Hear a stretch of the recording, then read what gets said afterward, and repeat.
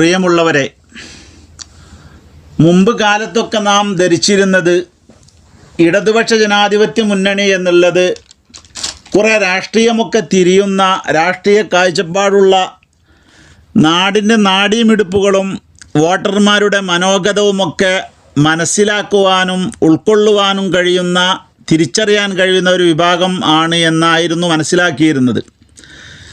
എന്നാൽ ഈ ലോക്സഭാ തെരഞ്ഞെടുപ്പ് കഴിഞ്ഞപ്പോൾ രാഷ്ട്രീയപരമായി ഇവർ വട്ടപൂജ്യമാണ് എന്നും ഇവർക്ക് രാഷ്ട്രീയ വിദ്യാഭ്യാസം തീരെ ഇല്ല എന്നും വ്യക്തമാകുന്ന ദർശനങ്ങളും സമീപനങ്ങളുമാണ് അവരിൽ നിന്നും കണ്ടുകൊണ്ടിരിക്കുന്നത്. രാഷ്ട്രീയ വലിയ ചാണക്യന്മാരാണ് എന്നും അവർ കേഡർ സ്വഭാവക്കാരാണ് എന്നും ഒക്കെയാണ് ധരിച്ചിരുന്നത്. എങ്കിലും അതിനൊക്കെ അപവാദമായിട്ടാണ് തെരഞ്ഞെടുപ്പിൻ്റെ ശേഷമുള്ള അവരുടെ നീക്കങ്ങളും നമുക്ക് മനസ്സിലാക്കി തരുന്നത്. ഏതൊരു രാഷ്ട്രീയ പാർട്ടിക്കും തങ്ങൾക്ക് ആരൊക്കെ വോട്ട് ചെയ്തു എന്ന് തെരഞ്ഞെടുപ്പ് കഴിയുമ്പോഴെങ്കിലും മനസ്സിലാക്കാനും ഉൾക്കൊള്ളാനും കഴിയാറുണ്ട്.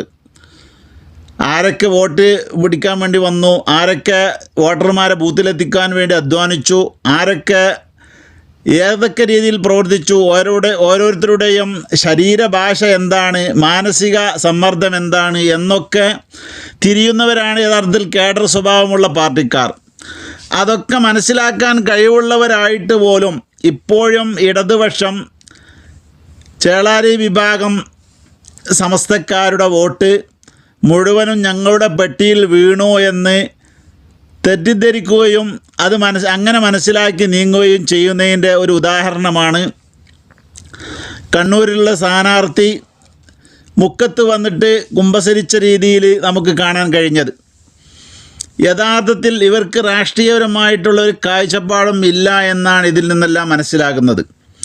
തെരഞ്ഞെടുപ്പിൻ്റെ കുറേ കാലം മുമ്പ് തന്നെ ഇവർ പറഞ്ഞു തുടങ്ങിയിരുന്നു ചേളാരി വിഭാഗം സമസ്തയുടെ വോട്ട് ലീഗിനെതിരാണ്, ഇടതുപക്ഷത്തിന് അനുകൂലമാണ് എന്ന്.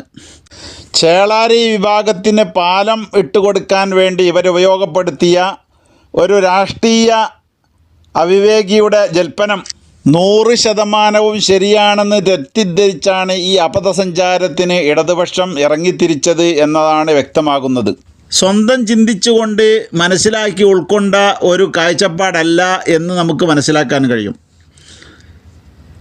തവനൂരിൽ ജയിക്കുന്നൊരു സ്ഥാനാർത്ഥിയുണ്ട്. അദ്ദേഹത്തിൻ്റെ ധാരണയിൽ, അദ്ദേഹത്തിൻ്റെ മികവ് കൊണ്ട് കുറേ ലീഗുകാരുടെയും അതുപോലെ ചേളാരി സമസ്തക്കാരുടെയും വോട്ട് കൊണ്ടാണ് ഇക്കാലം അത്രയും ഞാൻ ജയിച്ചുകൊണ്ടിരിക്കുന്നത് എന്ന് ധരിക്കുന്ന ഒരു നന്ദികെട്ട രീതിയിലുള്ള ഒരു സമീപനം പുലർത്തുന്ന ഒരാളാണ് അദ്ദേഹമാണ് ഇവർക്ക് ഈ പാലം ഇട്ടുകൊടുത്ത് വേദാന്തം മോദി എല്ലാ പിന്തുണയും അവർ നമുക്ക് തന്നിരിക്കുന്നു എന്ന് ഇവരെ തെറ്റിദ്ധരിപ്പിച്ചുകൊണ്ടിരിക്കുന്നത്.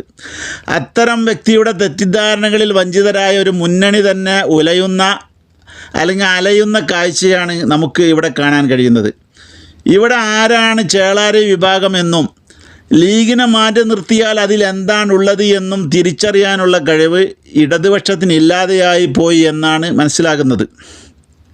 ചുരുക്കി പറഞ്ഞാൽ ഇവരുടെ അറിവിലേക്ക് നമ്മൾ പറയുകയാണ്, ചേളാരി വിഭാഗം എന്ന് പറയുന്നത് തന്നെ ലീഗ് എന്ന് പറയുന്ന ആ വിഭാഗമാണ്. ലീഗിൽ നിന്നും ചേളാരി എന്ന് പറയുന്ന വിഭാഗം, മൊത്തത്തിൽ ലീഗുകാരൊക്കെ ചേളാരിക്കാരാണ്, ചേളാരിക്കാരൊക്കെ ലീഗുകാരാണ് എന്ന് പറയാം. അതേസമയം ഇപ്പോൾ ലീഗിൻ്റെ ചില പ്രശ്നങ്ങളെ കൊണ്ട് ലീഗ് മുമ്പ് അവരെ എന്തിനു വേണ്ടി രൂപീകരിച്ചോ അവർക്ക് ഫത്വ കൊടുക്കാൻ വേണ്ടി ഉണ്ടാക്കിയൊരു വിഭാഗമാണ്. പക്ഷേ ഇപ്പോൾ ഞങ്ങളത് എല്ലാത്തിനും തയ്യാറല്ല എന്ന് പറഞ്ഞുകൊണ്ട് ലീഗിൻ്റെ ചൊൽപ്പടിക്ക് നിൽക്കാൻ വിസമ്മതിക്കുന്ന ഒരു ന്യൂനപക്ഷം അതിലുണ്ട്. അവർക്കാണ് ഷജറ വിഭാഗം എന്ന് പറയുന്നത്. ആ ഷജറ വിഭാഗം സോഷ്യൽ മീഡിയയിൽ അഴിഞ്ഞാടിയിട്ട് അവരാണ് ചേളാരി മുഴുവനും എന്ന് ധരിപ്പിച്ച് ഇടതുപക്ഷത്തിനെ തെറ്റിദ്ധരിപ്പിച്ചിരിക്കുകയാണ്. യഥാർത്ഥത്തിൽ ഇവരുടെ കണക്കെടുക്കുകയാണെങ്കിൽ ചേളാരി വിഭാഗം എന്ന് പറയുന്ന വിഭാഗത്തിലുള്ള 1% പോലും പിന്തുണ അവർക്കുണ്ടാകുമോ എന്ന കാര്യം സംശയമാണ്. അങ്ങനെയുള്ള ഷജറക്കാർ ഇവരുടെ ഒപ്പം ഉണ്ട് എന്ന് ധരിക്കുകയാണ്. അത് തന്നെ എല്ലാവരും ഉണ്ടോയെന്നറിയില്ല.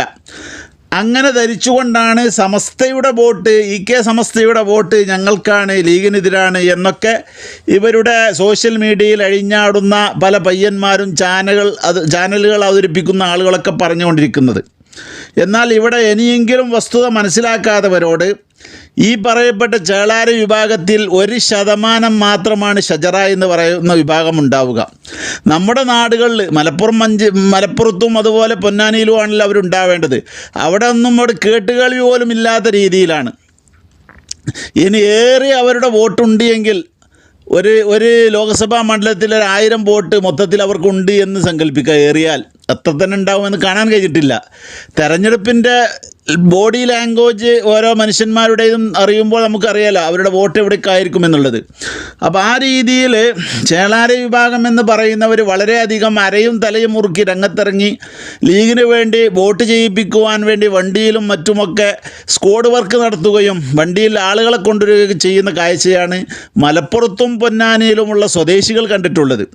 പക്ഷെ ദൂരെ നിൽക്കുന്ന അപ്പുറത്തെ കണ്ണൂർ ജില്ലയിലും മറ്റുമൊക്കെ ഉള്ള ചില ഇടതുപക്ഷക്കാർക്ക് തോന്നുകയാണ് ഇവർ നമുക്ക് വെട്ടിയിൽ കൊട്ടാൻ വേണ്ടി വന്നിട്ടുണ്ട് എന്ന്. അതിൻ്റെ അലയൊലികളാണ് തെരഞ്ഞെടുപ്പിന് ശേഷവും മുക്കത്തുള്ള ഒരാളെ സന്ദർശിച്ചുകൊണ്ട് ഇവരുടെ വിധേയത്വം അവർ പ്രഖ്യാപിച്ചിരിക്കുന്നത്. ഇവിടെ ഇവരോട് തുറന്നു പറയാനുള്ളത്, സമസ്തയുടെ വോട്ട് എന്ന് ഇവർ അഭിപ്രായപ്പെട്ടിരുന്ന ചേളാരി വിഭാഗത്തിൻ്റെ വോട്ട് അതിൽ 1% പോലും ഇടതുപക്ഷത്തിന് പ്രതീക്ഷിക്കാനില്ല. അവർ കൈ നനയാതെ മീൻ പിടിക്കുക എന്ന ഒരു സിദ്ധാന്തം മുറുകെ പിടിച്ചുകൊണ്ട് വോട്ടൊന്നും തരില്ല, വാക്കുകൊണ്ട് സുഖിപ്പിച്ച് വോട്ട് മുഴുവനും മറ്റേ പെട്ടിയിൽ തന്നെ വീഴ്ത്തുന്ന ഇവരെ പൊട്ടീസാക്കുന്ന നയത്തിൽ ഇവർ വീണുപോയി എന്നുള്ളതാണ് വാസ്തവം. തവനൂരിലെ MLA ഓതിക്കൊടുത്ത വേദാന്തത്തിനടിമപ്പെട്ടുകൊണ്ട് ഈ പറയപ്പെട്ട ചേളാരി വിഭാഗത്തിൻ്റെ പിന്തുണ മുഴുവനും ലീഗിനെതിരെ ഇടതുപക്ഷത്തിന് കിട്ടുമെന്ന് പാൽപ്പായസമുണ്ട ഇടതുപക്ഷം ഇവരുടെ പ്രൊഫൈലുകളൊന്ന് പരിശോധിക്കുന്നത് നന്നായിരിക്കും. ഇവരുടെ പ്രചരണങ്ങളൊക്കെ നടത്തിയിരുന്നത് സത്യസരണി എന്ന് പറയുന്ന ഗ്രൂപ്പുകളിലൂടെയായിരുന്നു. ആ ഗ്രൂപ്പുകളിലെല്ലാം അവർ ഷെയർ ചെയ്തിരുന്നത് അവരുടെ 2 സ്ഥാനാർത്ഥികളല്ലാത്ത മറ്റ് 18 മണ്ഡലങ്ങളിലും UDFൻ്റെ സ്ഥാനാർത്ഥികളെ ആയിരുന്നു അവർ പ്രചരിപ്പിച്ചിരുന്നത് അവരുടെ വോട്ട് നൽകാനായിട്ട്. അപ്പോൾ ഈ 18 സ്ഥാനത്തും LDFനെതിരെ നീങ്ങുന്ന ഒരു കാഴ്ചപ്പാട് അവരുടെ പ്രചരണങ്ങളിൽ തന്നെ ഉണ്ടായിരുന്നു എന്നുള്ളത് ഇടതുപക്ഷത്തിന് തിരിച്ചറിയാൻ കഴിഞ്ഞില്ല എന്നുള്ളത് വലിയ അബദ്ധധാരണയായി ഇന്നും നിലനിൽക്കുകയാണ്. ആ 18ൻ്റെ കൂടെ പൊന്നാനി മലപ്പുറം മണ്ഡലങ്ങളിൽ അവർ ലീഗിനെതിരെയുള്ള സ്ഥാനാർത്ഥികളുടെ ഫോട്ടോ വെച്ച് കണ്ട് ആഘോഷിക്കുന്നു. അപ്പോൾ ചുരുക്കി പറഞ്ഞാൽ ഇവരുടെ പിന്തുണ നിങ്ങൾക്ക് കിട്ടുകയാണെങ്കിൽ തന്നെ കിട്ടാനുള്ള മലപ്പുറവും പൊന്നാനിയും മാത്രമാണ്. അവിടെയാണെങ്കിൽ ഓരോ മണ്ഡലത്തിലും 1000-ൽ കൂടുതൽ വോട്ട് 2 മണ്ഡലത്തിലും നിങ്ങൾക്ക് സംഭാവന ചെയ്യാനില്ലാത്തൊരു വിഭാഗമാണ് ഷജറ.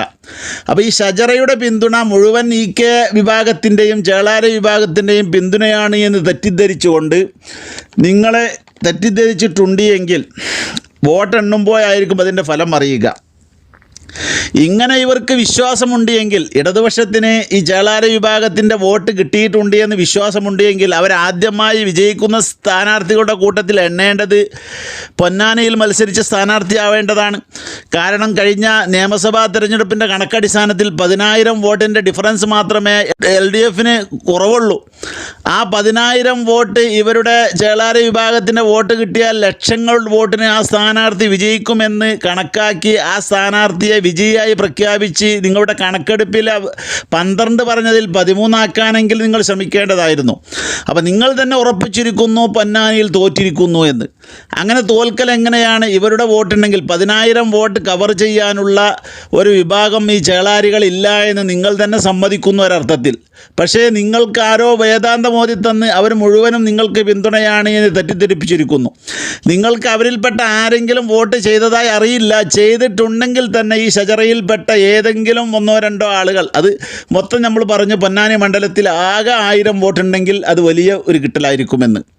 അപ്പോൾ ഇത്തരത്തിലുള്ള ഒരു പിന്തുണ കൊണ്ട് മറ്റ് 18 മണ്ഡലങ്ങളിൽ പോലും ഇവരെല്ലാവരും ഷെയർ ചെയ്യുകയും വിജയിപ്പിക്കാൻ വേണ്ടി ആഹ്വാനം ചെയ്യുകയും ഒക്കെ ചെയ്തിരുന്നത് UDFൻ്റെ സ്ഥാനാർത്ഥികളായിരുന്നു. പിന്നെ ഈ 2 മണ്ഡലത്തിൽ തന്നെ ഈ 2000 വോട്ട് പിടിക്കാൻ വേണ്ടിയിട്ടാണ് നിങ്ങൾ ഈ പറക്കുന്നതിനെ പിടിക്കാൻ വേണ്ടി കക്ഷത്തിലുള്ളത് വിടാൻ ശ്രമിക്കുന്ന ഈ പരിപാടിയുമായി മുന്നോട്ട് പോകുന്നത് എങ്കിൽ നിങ്ങളുടെ രാഷ്ട്രീയ ഭാവി അനിശ്ചിതത്വത്തിലാകും എന്ന് പറയാതിരിക്കാൻ നിർവാഹമില്ല. അതുകൊണ്ട് വോട്ടെടുപ്പ് കഴിഞ്ഞതിന് ശേഷമെങ്കിലും തിരിച്ചറിവ് നിങ്ങൾക്കുണ്ടാകേണ്ടതായിരുന്നു. പക്ഷേ വോട്ടെടുപ്പിന് ശേഷം ഞങ്ങൾക്ക് പൂർണ്ണമായ പിന്തുണ കിട്ടിയിരിക്കുന്നു എന്ന അബദ്ധധാരണയാണ് ചില നേതാക്കന്മാർ പുലർത്തുന്ന സന്ദർശനങ്ങളിൽ നിന്നൊക്കെ മനസ്സിലാക്കാൻ കഴിയുന്നത്. പണ്ഡിത സമൂഹത്തെ ഭിന്നിപ്പിച്ച ഒരു മനുഷ്യനെ അദ്ദേഹത്തെ ചുറ്റിപ്പറ്റി വഖഫ് ബോർഡിൻ്റെയോ അല്ലെങ്കിൽ ഹജ്ജ് കമ്മിറ്റിൻ്റെയോ ചെയർമാൻ സ്ഥാനത്തിൽ കണ്ണും നട്ട് ഇപ്പുറത്ത് നിന്നാൽ ഇനി അതിന് പ്രതീക്ഷയുള്ള അപ്പുറത്ത് നിന്നാൽ ബഹിഷ്കരിക്കപ്പെടുമെന്ന് മനസ്സിലാക്കിയ ഒരു മനുഷ്യനെ ചുറ്റിപ്പറ്റിക്കൊണ്ട് യാതൊരു പിന്തുണയും അതുപോലെ വോട്ടിൻ്റെ പിൻബലവുമില്ലാത്ത ഒരാളെ ചെന്ന് സന്ദർശിച്ചത് കൊണ്ടോ മറ്റോ നിങ്ങൾ രക്ഷപ്പെടുമെന്ന് പ്രതീക്ഷിക്കുന്നത് വെറുതെയാണ്.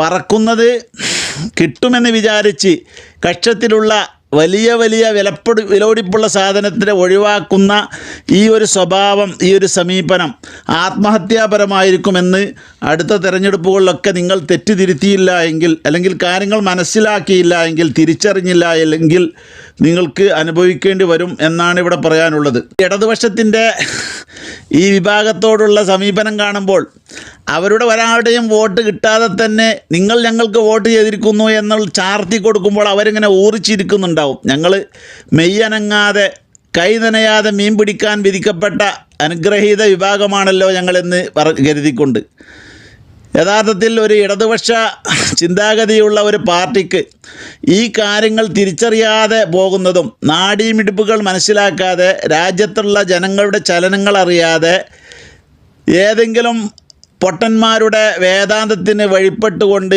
അത് തന്നെയാണ് സത്യമെന്ന് ഉൾക്കൊണ്ട് ഒരു വിഭാഗം മുഴുവനും ഞങ്ങൾക്ക് വോട്ട് ചെയ്തിരിക്കുന്നു എന്ന അബദ്ധധാരണയിലൂടെ മുന്നോട്ട് പോയി ഭാവി അപതാളത്തിലാക്കുന്ന ഈ കോപ്രയങ്ങളിൽ നിന്ന് മോചനം നേടിയെങ്കിൽ മാത്രമേ നിങ്ങൾക്ക് രാഷ്ട്രീയ ഭാവിയുള്ളൂ എന്ന് മാത്രമാണ് പറയാനുള്ളത്.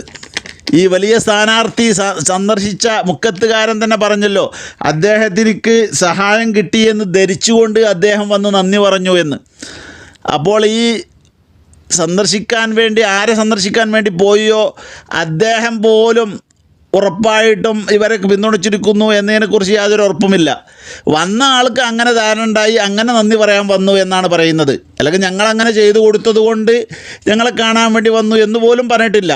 അപ്പോൾ ഇങ്ങനെയുള്ള വാചകങ്ങളിൽ നിന്നോ സമീപനങ്ങളിൽ നിന്നോ അല്ലെങ്കിൽ ബോഡി ലാംഗ്വേജിൽ നിന്നോ ഒന്നും തന്നെ പാഠം ഉൾക്കൊള്ളാതെ ഒരു വിഭാഗം ഞങ്ങളെ പിന്തുണച്ചിരിക്കുന്നു എന്ന് അന്ധമായി വിശ്വസിച്ചുകൊണ്ട് നിങ്ങളുടെ ഭാവി കുരുപ്പിടിപ്പിക്കാമെന്ന് ധരിക്കുന്നത് വഷളൻ ഏർപ്പാടാണ്, അവതാളത്തിലാകും, പരാജയത്തിന് കാരണമാകും എന്ന് മാത്രമേ പറയാനുള്ളൂ. ചിന്തിക്കുന്നവർക്ക് ദൃഷ്ടാന്തമുണ്ട്. തിരിച്ചറിവുള്ളവർക്ക് എല്ലാം നേടാൻ കഴിയും. തിരിച്ചറിവില്ലാത്തവർ അബദ്ധത്തിൽ ചാടും എന്ന് മാത്രമാണ് ഇത് സംബന്ധമായി ഉത്ബോധിപ്പിക്കാനുള്ളത്.